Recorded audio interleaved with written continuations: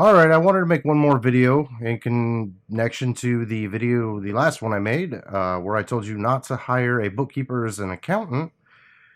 This is going to be just the general statement. You never hire somebody under the level at which you expect them to perform. What I am saying is if you cannot teach them because you are not an expert in that field, and you hire somebody who is not able to perform at the skill level in which you need them to perform at, you're doing yourself a major disservice.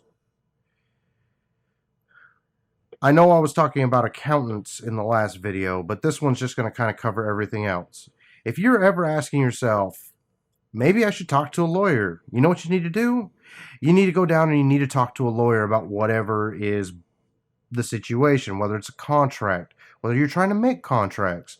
Maybe you're trying to determine whether or not an advertisement can get you sued. If you think in your brain that you may need to talk to an attorney, go and talk to one. Hire an attorney to go over your problem. I'm not saying you have to keep one on retainer. I know most small businesses can't afford, $1,500 to $5,000 just to have an attorney on retainer that they may never use. That's not what I'm saying.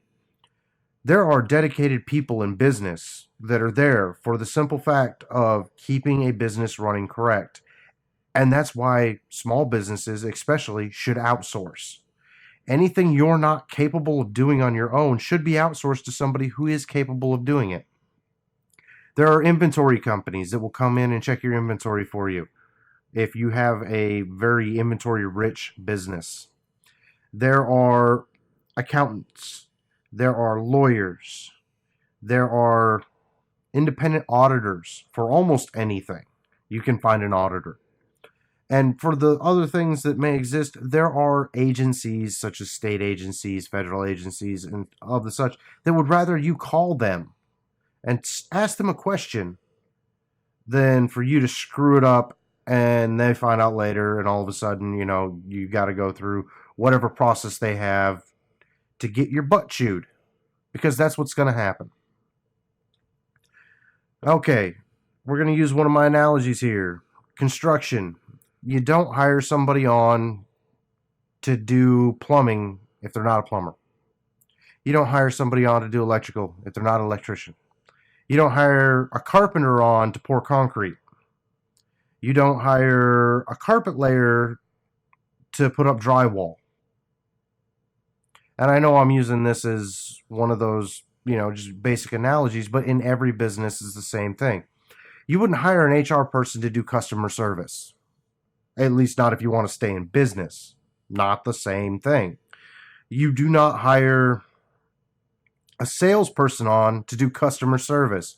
They're two different things. You need to understand sales and service are two different things. That's why they always say sales and service. Someone who's there to sell something is there to sell it. They are there to tell the customer what they need to know to get the customer to buy it. That's what they do. They do not make good customer service people. A customer service person is someone who is going to make sure that everything's right after the sale. Answer all the questions, regardless if they're bad or not, or negative towards the product or not, before the sale, regardless of what the outcome is. Yeah, sure, customer service can sell things. Not half as well as a salesperson. A salesperson can answer some customer service questions. Not half as well as a customer service person. You never mix these two jobs together. They're not the same thing. But anyway, like I was saying, and what I want to get back to is you need to make sure that you are always hiring the correct person for a job. If you want somebody, say you're an insurance agent, what you need to worry about is you have salespeople who work underneath of you. That person who sits at your front desk who takes them calls, your secretary or whoever it may be, that's a customer service person. They are not sales. They are not there to make sure you get sales. They are not there to make sure that your sales are good or anything like that. They're there to answer customers' questions. They're there to make sure that they understand the problem the customer is going through so that they can send the customer to the right person to answer that question if they can't answer it themselves. So like I said, there's a big difference between these things. You also don't put a salesperson in charge of any type of technical work. You just don't do it. This can be seen most notably in the automotive market, where when you bring your car into the dealership to have something done to it, the person you talk to, that service writer, that's a salesman. That person is there to sell you services. They're going to sell you services based on what they think needs to be done and what a technician says needs to be done. Don't get me wrong, not everything on that list was advised by the technician. It was put on there by the service advisor, who is a salesman, or the service writer, who is a salesman. In fact, they get paid off of how much they write on that ticket. I'll go into that later. But as I'm saying, you sure wouldn't want to put that service writer down fixing the car. Most of them wouldn't know how. They're honestly not technicians. They're not trained as technicians. They don't speak technician speak. They don't understand what's going on. You would want a mechanic or a technician fixing the car, the salesperson selling the jobs. Yes, a technician can sell a job, but a technician is only going to sell a job that the technician thinks needs to be done. They're not going to put add-ons or upsales or anything like that onto it unless they are forced to by the dealership. Now, if they're forced to do it by the dealership, yeah, you're going to see certain things on there. Whatever. Like I said, I'll go into that a little bit later in another video. But what I want to get across to you is making sure that you have the right person for the job. The most important people in a business, especially a small business, is who's in charge of your HR or your human resources. The person who knows all the laws and legal crud that they have to go through for every one of your employees. And know when you're getting yourself in hot water when you say something dumb in front of your employees, which happens a lot.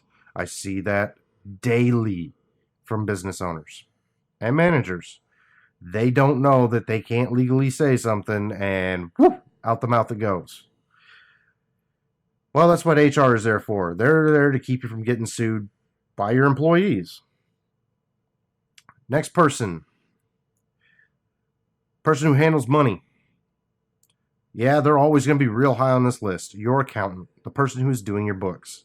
And I mean the real set of books that you're having done at least once a month by a real CPA or CPA firm. Yeah, that, or if you can afford it, an accountant to work directly for you. That person is very important. That is the person who's going to keep your business financially going and tell you when you can't spend money because the money's not there. As a business owner, we always think, and I'm a business owner too. I own a couple of businesses. But as a business owner, you always think, well, if I can just spend a little bit more here to get a little bit more advertising, or maybe I want to do this project and I know it's going to bring in money. You're just worried about bringing in the money. You're worried about getting that job done, but you're not stopping to think, usually, hey, where's the money going to come from? Or what do I have to not do in order to have the money to do this project? That's where your accountant comes in. That's where the person holding the checkbook comes in, the person who is balancing it. They're going to tell you, hey, look, wait a second. We need to stop for a minute and we can't afford to do this. Maybe we're going to have to put it off for a month. Maybe we're going to have to put it off for a couple of months. Maybe we can't do it at all because it's just not financially feasible for the business, rather than tanking your business in debt.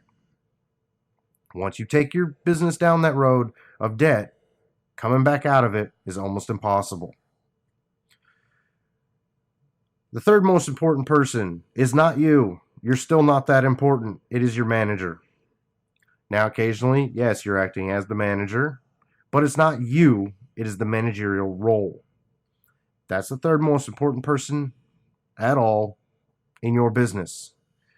Manager's job is to make sure that they are telling the employees how to do a job, when to do a job, and why they do the job. If you leave out any one of these, you are not giving your employees, or the manager is not giving your employees, the tools they need to correctly get the job done. That employee may see a shortcut that they can take, but not realize that shortcut completely negates the job that they were doing because you didn't explain why, or your manager didn't explain why. Fourth most important person there is your employee. The person who's actually going to do the work. Yeah, they're more important than you as the business owner. Why are they more important? You get paid off the work that that person does. So you're resting your life in the hands of that person. They are more important to your business than you are. And you have to realize this as a business owner. As a business owner, the title of owner means you are the least important person at that business. The only thing you're doing is signing the paychecks. As the owner, you are signing the paychecks that your accounting staff is telling you to sign. And you are collecting whatever money is left at the end of the month or the end of the quarter or the end of the year, depending on how you have it set up. That's what you're doing. You have to make sure everybody else is happy before you get your cut. Yeah, I know there's a lot of people out there. Oh, hell no, I'm not going to do that. I'm a business owner. I'm getting my cut first. You're wrong. And if you do that, your business is going to fail. The reason why your business is going to fail is because you're going to miss obligations. Obligations that you're legally liable for. Don't screw up an employee's paycheck. Don't screw up owing money to anyone. Don't get your company in a bunch of debt because you wanted money now. All these things will tank your business. And it'll tank it a legal way that puts you into court or has you owing the IRS or some other government agency that may be able to take your personal belongings to satisfy that debt. And I'm sure that's what you want, is to lose your house because you made a bad business decision. That's what it really comes down to. Business owners, as an owner, your only job is to collect that check and sign those paychecks. That is your job. But you got to sign those paychecks before you get yours. That's a very important thing to learn. It's something you have to realize. You are not number one in the business. A lot of people tiptoe around business owners, but the truth is as a business owner, you don't get anywhere without good employees. And as I said in the previous video, right now, this is a great time to be hiring. This is a great time for any business that needs to bring someone in because you can pick your employee. There are thousands of people out of work right now in every field. The unemployment situation has not changed over the last few years. They just quit counting people because they gave up on looking for work, or they're not getting UIB or unemployment benefits anymore. That's what's really going on. It's not that there are less people looking for work. It's just there are less people counted as looking for work. So, you can pretty much pick who you want, what kind of qualifications you want, and you can get it. You can find somebody who is willing to work for that. You can find somebody who is willing to do whatever they need to just to get a job, just to be able to work again. Well, like I said, this video right here is just about making sure you're hiring the correct person. And I've got a couple videos planned of stories and situations where people have hired the completely wrong person. And these are from my personal experiences with businesses. Of course, I'm going to leave business names out because a lot of this I was working at the TWC, or I actually know the business owners and had to tell them personally, you're being stupid. And they have not given me rights or anything else to use any of their names or anything like that. And I wouldn't want to because it's no one's business but theirs. But there's still examples on why you must hire the right person. On why, you must make sure that person is trained appropriately. And if you don't have the training, you cannot train them. You must have the training before you can train somebody else to do a job. I have seen that one fail people too many times. All right, well, that's going to be it for this video. I hope you understand what I'm talking about, and I will see you again soon. Thank you.